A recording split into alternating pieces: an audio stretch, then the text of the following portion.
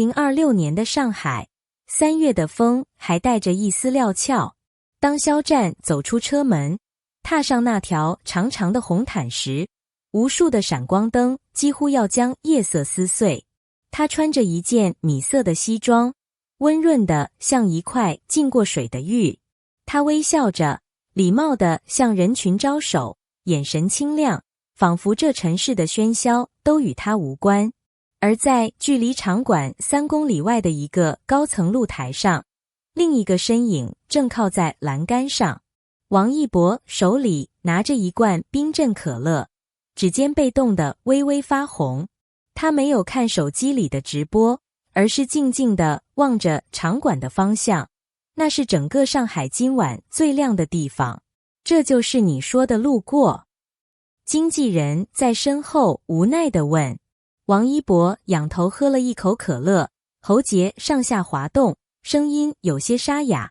上海的夜景挺好看的，不是吗？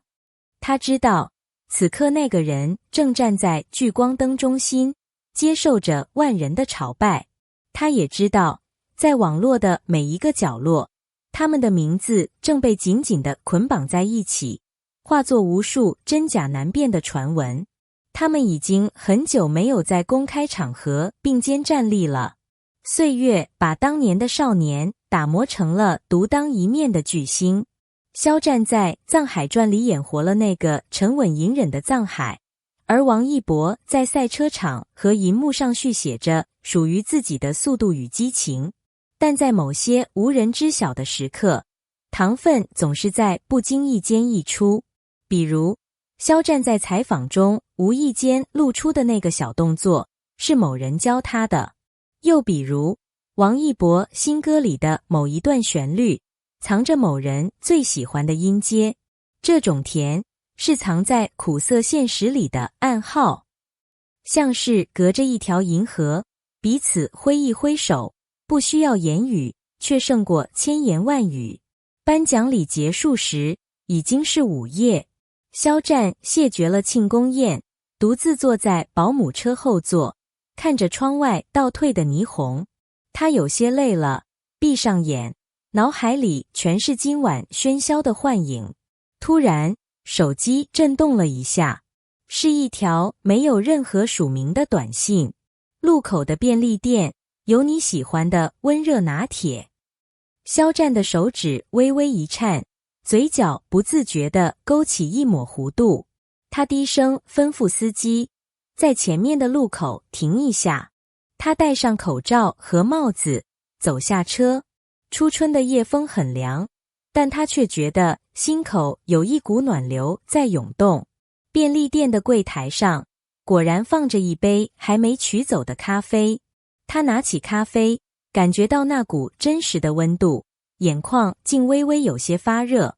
他知道他在，即使不曾相见，即使全世界都在猜疑，只要这份温度是真的，那些 DUT 惆怅的等待似乎都有了意义。如果有一天我们不再是明星了，你想去哪里？这是很多年前2个年轻人在横店的屋顶上看着满天星斗时的对话。那时候肖战说想开一家设计工作室，王一博说想一直骑着大摩托。现在的他们拥有了曾经渴望的一切名利，却失去了在阳光下并肩行走的权利。这种得到与失去之间的博弈，就像是一颗裹着苦药的糖，吃下去的时候是甜的，余味却是长久的涩。林夕在微博上写道，我宁愿今晚的传闻是真的，哪怕他们只是在上海的街头擦肩而过，那也是这个春天最温柔的奇迹。清晨的阳光洒进露台，王一博已经离开了。而在不远处的酒店里，肖战站在窗边，手里握着那个已经空了的咖啡杯，杯底残留着一丝甜意，那是这个漫长夜晚留下的唯一证据。